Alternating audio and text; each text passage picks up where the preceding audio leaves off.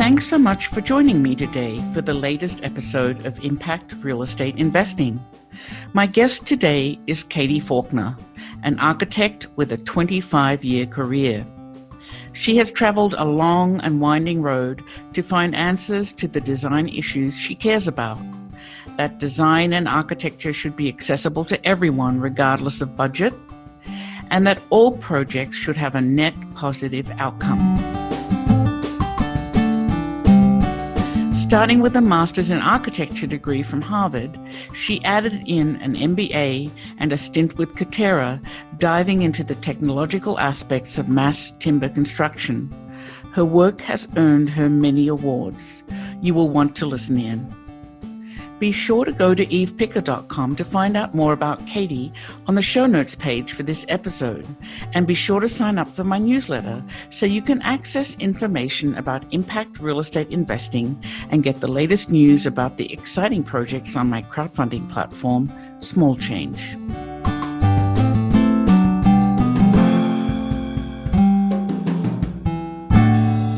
Good morning, Katie. I'm really excited to talk to you today. Good morning, Eve. Thanks so much for having me. Yeah.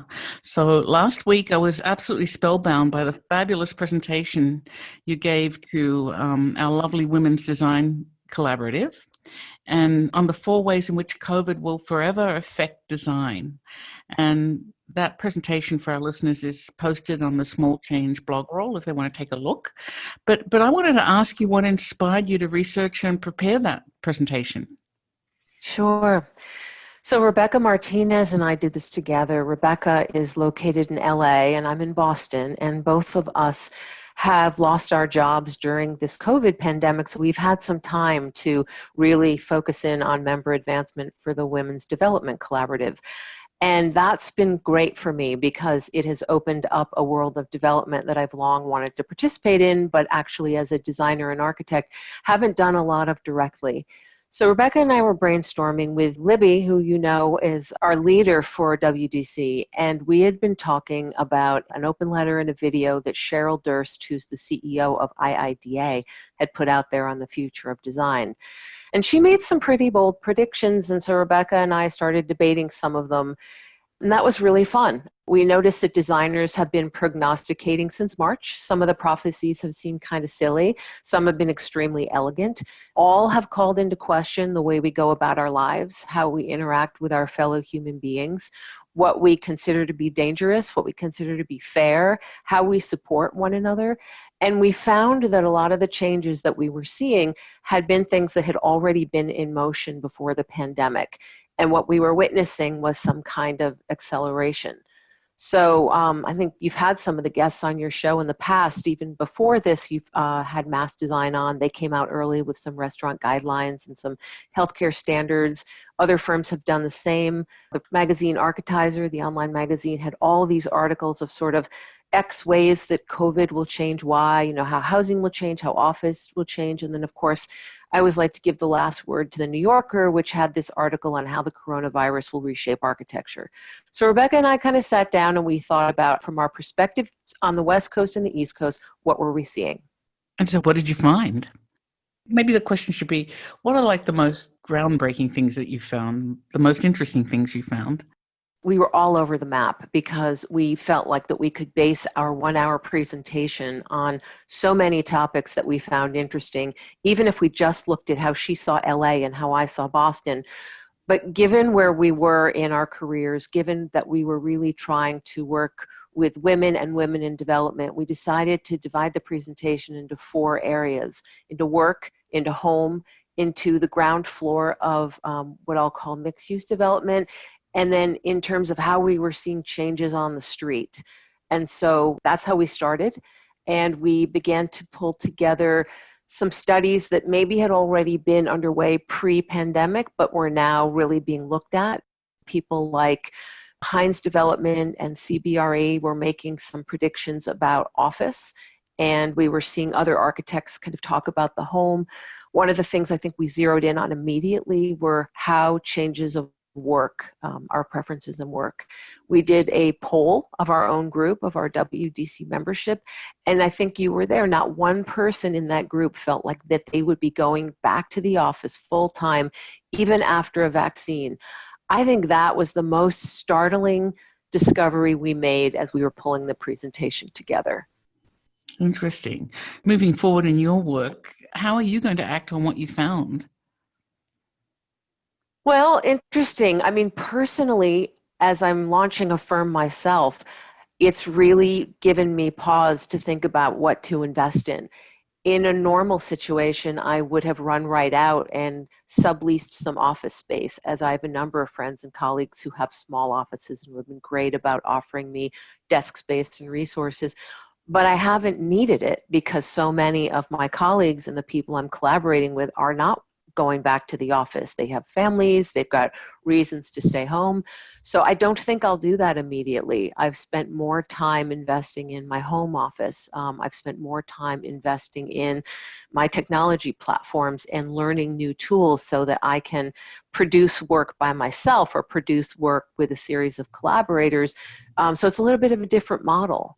Again, the technology platforms, I think, were things that we were already all using, but we've really accelerated our investment in ways that we might not have seen before. Yeah, and I think in the same way, we've seen acceleration of businesses that were maybe dying.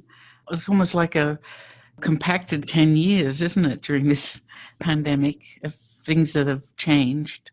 Yeah, another thing that surprised us quite a bit was retail. I don't think anybody is surprised that retail is being challenged during this time because I think we've been watching over the last decade retail try to adjust to online competition. But I do think that what we found in a McKinsey report was that it's thought that we're pushing 10 years early in the acceleration of consumer penetration on digital platforms. And by that I think they mean that there has been this gradual movement to people doing a lot of business online, even things like their healthcare, more than just ordering groceries or products, actual real penetration to digital platforms. So suddenly in 3 months, we've moved 10 years forward.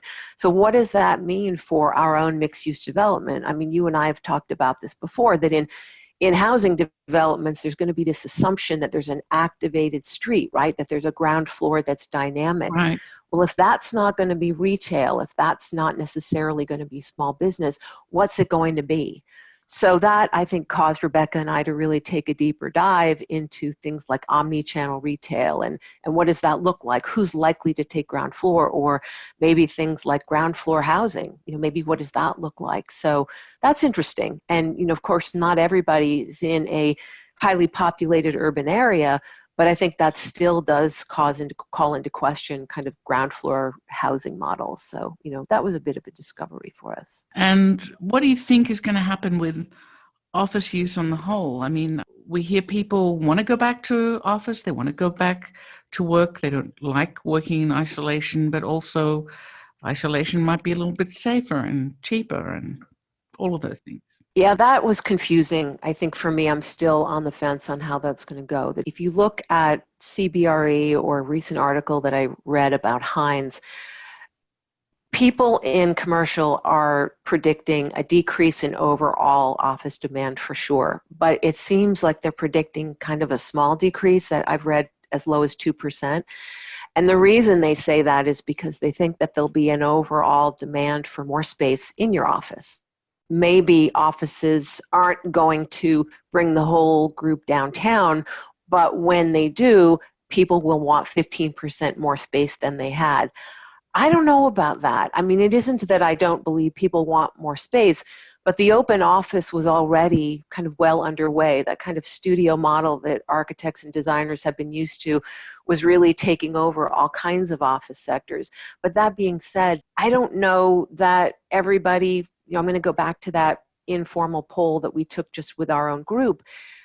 I think most of my colleagues don't think that they'll go back every day, that maybe they'll check into their office hub once a week, but they won't be showing up every day. Now that begins to call into question things like the 9 to 5 schedule, right? That Right. so many of us work in different time zones and we have colleagues that work maybe overseas.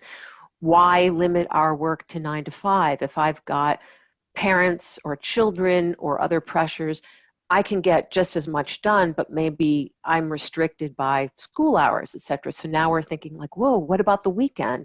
It's a really interesting question to begin to think about how we structure our workday. If we don't have to be in that physical office space, if the headquarters becomes more of a network and less of a physical space to be, I'm not so sure. I mean, we've listened to other people talk about this kind of glut of office space going into the housing market. So maybe two problems get solved at once. I mean, it's all very fascinating. I don't know that the data's there yet, but it certainly gives one pause in terms of how we think about how we're going to structure our work-life balance. You know, I couldn't really answer that poll because the question for me would have been, were you going to the office 9 to 5? I mean, I live 2 floors above my office. And so my schedule was already sometimes at home, sometimes at the office. And that's going to continue. And I've been using Zoom for years. So for me, it's really not much of a shift.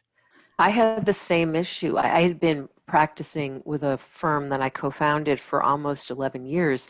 And then I'd taken a job with a West Coast construction company with the understanding that I'd move out there when my youngest son graduated from high school. So from the time I started that job, I was completely remote. I'd go to Seattle a week a month, but otherwise completely Zoom focused. Right. Because of their West Coast time zone, I'd also adjusted my schedule to match theirs. So I was already quite comfortable with that as a way of working, and it really gave me a sense that people could work almost anywhere as long as they Yeah. could find the time to come together. So I think what you're pointing out is something that was already happening. I mean, there are real reasons why we're not going to the physical office anymore, but I'm not so sure that we actually have to go back, at least in the way that we did. Yes. I think people will feel safe eventually when there's a vaccine, but there'll be other reasons why we'll call into question. I mean, why would I battle traffic? Why would I kind of expend that carbon footprint to drive in if I live out of the city? It begins to not make a whole lot of sense. Yeah, yeah. You're an architect and you obviously care about design very much. I just wanted to understand why it's important to you and why you think, I believe you think it should be important to everyone. Oh, that's, yeah.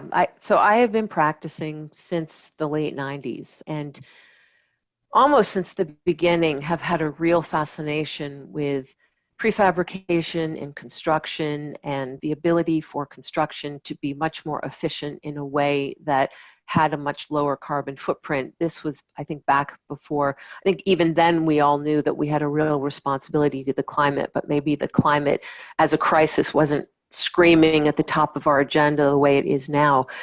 I think we've always, as architects, had a Hippocratic oath to do no harm. And as time has gone on, it's been clear that we as an industry in construction actually contribute to a good deal of the carbon emissions globally. So even though we, I think, have always been trained to make the world a better place, and I really do fundamentally believe in the power of design to do so, as we've matured as designers, as I think data has been made more available to us, we realize that we've been as much of the problem as any other industry, if not more so. And I think that we cannot alone as designers make a change, but if we begin to look at the way we deliver projects, if we begin to look at the materials that we use and the way that we work as industry developers, manufacturers, we could do a great deal better in reducing carbon footprints to the point where our buildings would have not only a zero carbon footprint, but actually would have the ability to be productive. And we've seen people do that. What's been the challenge is that it's expensive. It's not for everybody. I think as I've gotten to what I think is probably the sort of, final yards of my career, the sort of, next 20 years, it's so important to me that the work that I do be moving us all in a positive direction. And I know that most of my colleagues feel the same way. We're all looking at issues of storm surge. We're all looking at issues of climate. We're all looking at the responsibility of making the world a more sustainable, a more fair and inclusive place. And I'm definitely not alone in that. I think designers kind of bring that passion. I hope so anyway. But I think you've gone a little bit further because you worked with the Katera, right? I did. On mass timber housing solutions. That's right. What is mass timber construction?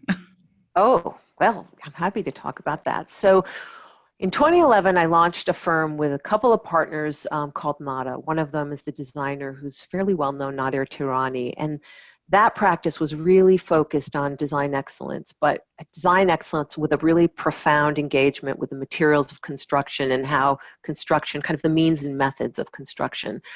So we were very interested in mass timber when people started talking about that. And it has been a common material in Europe for decades. There are housing, there are examples of schools. Europeans, Austrians, Germany in particular have done a magnificent job in turning that into an affordable and sustainable way to do all kinds of construction. The US has been behind that, meaning lagging, in that our zoning codes, our building codes did not necessarily make it easy for us to use the material. It's also not been cost effective. What it is mass timber incorporates everything from cross-laminated timber, which is a series of what we'll call lamb stock, general old 2x4 construction, glued up into layers and then layered upon layers so that it becomes a pretty robust material that can compete with concrete.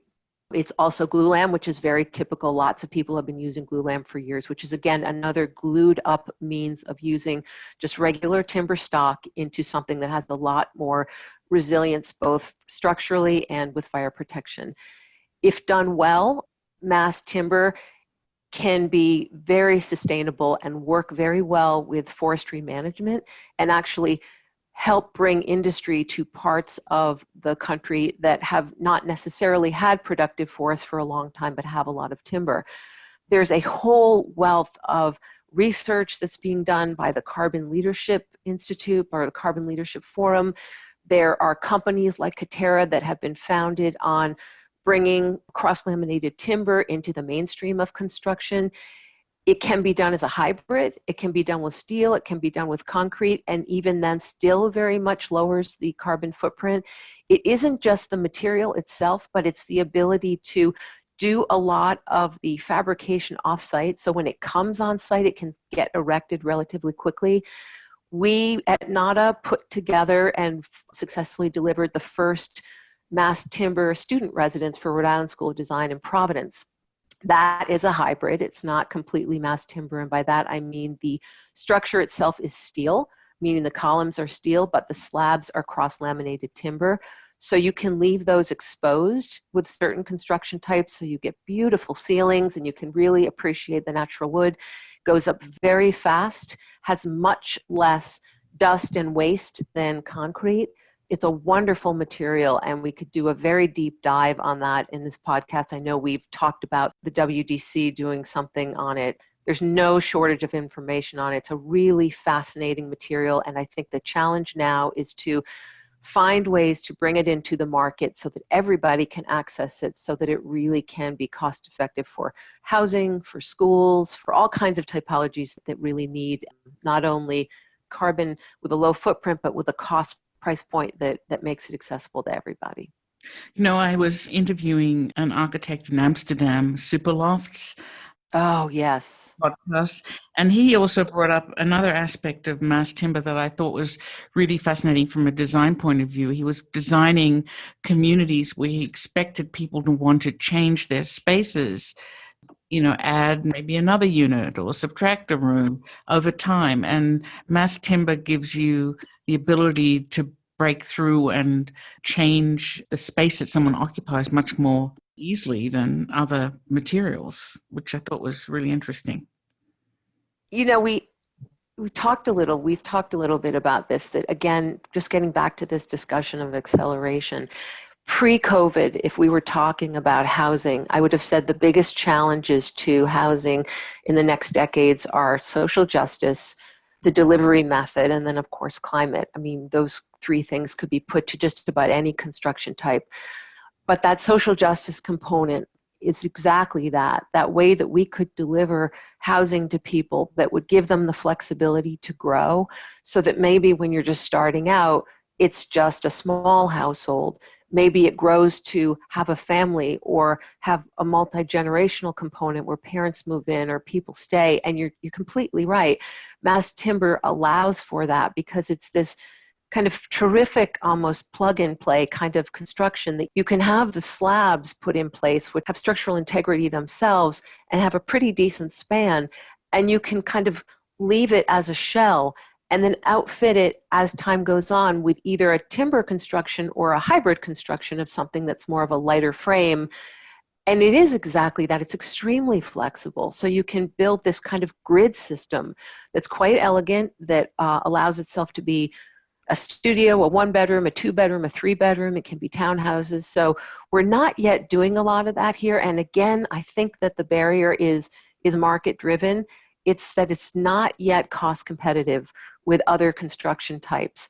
But I think that that's coming. I think you're going to see that in housing, this ability for people to get a housing unit, a housing type, and then grow into it. So your Amsterdam architect is spot on, and I think the US will catch up. Yeah, cool. Shifting gears, do you think architecture offers the same opportunities for women as men? I do. I'm very optimistic about architecture. Where I'm less optimistic is architecture within the integrated delivery process. So I really, as an architect coming up, feel that I had a lot of opportunity to grow. I had a lot of support, even though I would often find myself the only woman at the table when we would get on the job site. As soon as the project would leave the office and expand into what really is, I guess if I could back up, what really is a project has a great deal more than architecture. Architecture has the ability to bring some vision and really help clients see the potential of their project. But you can never do that without engineers, without the funds, whether that be developer funds or client funds, and certainly without contractors. The world of construction is not necessarily as supportive of women as architecture has been. Architecture is by no means without problem, but I think that if you look at where we are, there are a lot of women in leadership positions and more all the time. I have a lot of role models in architecture who've been women who I've looked up to, both well-known and not.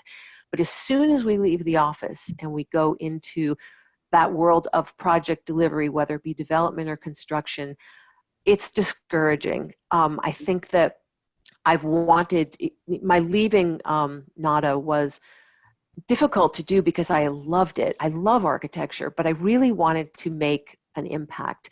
And I think the best way to do that is to somehow move a little bit more directly into construction and development.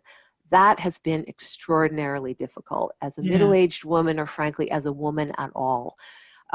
That is challenging, and I'm frustrated. I think that women in development, there aren't very many. You and I have talked about this before. If we really want to look at women-run projects, there are great examples where a lot of the leaders are women. But if you dig deep, they're often backed by firms that are led by men. I'm not saying that that's a bad thing. There are plenty of very enlightened men. But for women to have these opportunities, I just think that the barriers are huge. We often don't even really know about development. And when we get there, I don't know, there's just, this topic is so rich, but the short answer is it's a challenge for sure. Yeah, for quite a long period of time, I think I was the only female developer in Pittsburgh, which was a little startling to me. That doesn't surprise me at all. Yeah. I mean, that's frankly, before I even knew about WDC, I had researched you and had seen a project on small change and gotten really excited about you as a woman developer. I mean, I've contacted women developers all over the country just to meet them, just to kind of find out more, to see how I can get started. Fortunately, I mean, what I will say is that when you do meet people in development who are women or who want to see women succeed, There are a lot of tremendous resources for us. Finding those, though, is difficult, and kind of finding the capital and the wherewithal to start a project, as you know, is challenging. Yes, but don't give up because it's a lot of fun. Well, I'm trying. I do. I'm very optimistic, and I'm extremely grateful for WDC and for our members because there's a lot of support there. Yes, great. Well, I'm going to shift gears again and ask you, I think I know the answer. Do you think socially responsible real estate is necessary in today's development landscape? Essential, not necessary. Oh, I think it's essential. It really is. I mean, I don't think that where we are today with our issues of equity and diversity and inclusiveness, I don't think that's any accident. I think that the tragedies that brought it to the forefront, that brought people out to the street, that was just something that was waiting to happen. There have been so many challenges to housing, to work, to various industries. I just cannot see that the social challenges and the environmental challenges that we have are not inextricably linked. That when we build anything, we have to look at the neighborhood that it goes in, the group that it is meant to serve. You cannot come into an area as a developer or an architect or a constructor without having the very people that the project is meant to serve at the table. And you cannot but think about the impact of the building on the neighborhood and the neighborhoods of the neighborhood. It's just not a question anymore. You know, you put something up and the hope is that you make the place better than it was, that you're giving people opportunities that they didn't have. We talk about kind of a scorecard, right? And sort of how do we look at a project? There's the environmental component, there's a jobs component, there's an inclusiveness component. There's just such a complex three-dimensional web. We cannot not do that, no matter what it is that we're building. A factory, a distribution center, it's long past time. And I think that as developers, as architects, as builders, we can only do so much. We're going to have to take a really good look at our land use restrictions, at our zoning requirements, at the building codes. There's going to be a lot of work, but I think that the louder the conversation is, the more people that are standing up and saying, hey, wait a minute, I think this is an extraordinary time. I think in many ways we will look back at 2020 as being a year of sea change, a real pivotal year. No, I agree with that, but I think probably my biggest frustration is still finance. And so true. you know, what's happened in the last month, it's a very odd phenomenon. Over the period of 4 months, things were pretty quiet as people grappled with their own situations around the pandemic and whether or not to move forward with their projects. But now, all of a sudden, everyone's gotten very busy. And I had a conversation with a developer yesterday who is doing a really interesting, worthwhile little project, not so little actually, and wants to raise money for it. And the proportion of money he wants to raise is actually pretty high. So my first question is always, can you get a bank loan? Because bank financing is the cheapest money you're going to get. You should always look for a bank loan before you look for equity. And he said, no, the banks here have stopped lending. There's nowhere for me to go. So we're in this time of change, right? And we need to be thinking about the new next things and the way we're going to live. And our financial institutions seem to be shutting down. That's big. That is big. They were already not amenable to new ideas because money is lent based on performance of projects just like it before. So if you're doing something new, it becomes very difficult to finance something. And we need new now, right? Yeah, I second that. I find that the most frustrating part, well, one of the most frustrating parts about trying to launch a new business is there's a lot of lip service to supporting new businesses, small businesses, women-run businesses. There aren't a lot of financial resources there. And you're right, the first place I would go would be a bank. But if you haven't done a project before, if you don't have a track record as a developer, even pre-COVID, you're just not going to get that loan. So I don't know how to solve that problem. I mean, I think that again, there's all kinds of places that I can go to offer me training, to offer me kind of, coaching, but where to get the money, difficult, very difficult. Yeah, very difficult. So small change, we try to do a little bit of that, but it's a really big problem to solve, as big as zoning and everything else. Now I feel really depressed. But you shouldn't, because I actually think that you have stood as an example about what's possible. I mean, all of these things that crowdfunding brings opportunity to people who A, might not have had access even just to the equity, but B, wouldn't have the wherewithal to know how to do it. So even though I think it's challenging and we have ambitions maybe to do bigger projects, the fact that you have allowed a group of people who might not have even had access to it, the notion to better understand how to get a project developed, that's huge. And if those rules change, I mean, that's really something. Yeah. Well, final question. What's next for you? Although you're in the next, right? I think so. I mean, I'm really trying to make lemonade. It was a little bit of it was very much an unplanned shift. I had joined Katera, which was a big change. I mean, I've been an architect in conventional practice for, I like to say, over 25 years, because as we get to 30 years, that's starting to sound kind of ridiculously old, but it's been a long time. So the notion of moving to a construction company was a really big change. And for a number of reasons, that didn't work out. So I'm trying to go back to kind of what my ambitions always were to do an impactful, sustainable, socially responsible architecture and development. I think that architecture as an art can only go so far. And to really be impactful, I'm going to have to enter the world of development. And that's new to me. So I've spent most of the last 4 months trying to learn more about development, trying to partner with others who are small enough to want to kind of take on a collaboration. It's very, very challenging in Boston, but to begin to maybe look outside the well-developed metropolitan areas to some other opportunity zones that are well served by public transit. It's been a learning curve for sure, but I'm optimistic. It's also an incredibly exciting time. I think people are motivated. As you said, we need a new.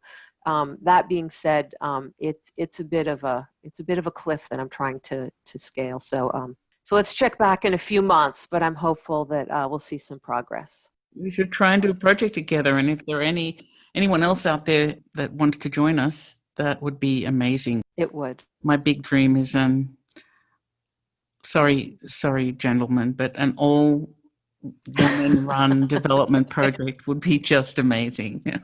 It would. I think we have a shared ambition there, and I believe we're going to see it. I'm going to say in 2021. So let's cross our fingers. I hope so. Well, thank you very much for joining me. I really enjoyed the conversation. Oh, thanks for your interest. It was a pleasure.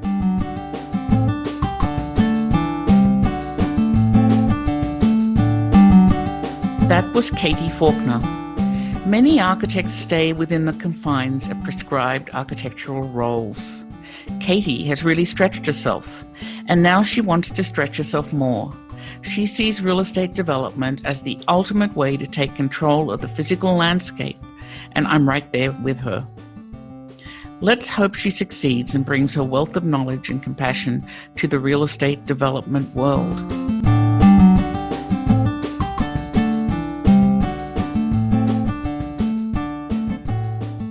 You can find out more about impact real estate investing and access the show notes for today's episode at my website, evepicker.com. While you're there, sign up for my newsletter to find out more about how to make money in real estate while building better cities. Thank you so much for spending your time with me today, and thank you, Katie, for sharing your thoughts. We'll talk again soon, but for now, this is Eve Picker signing off to go make some change.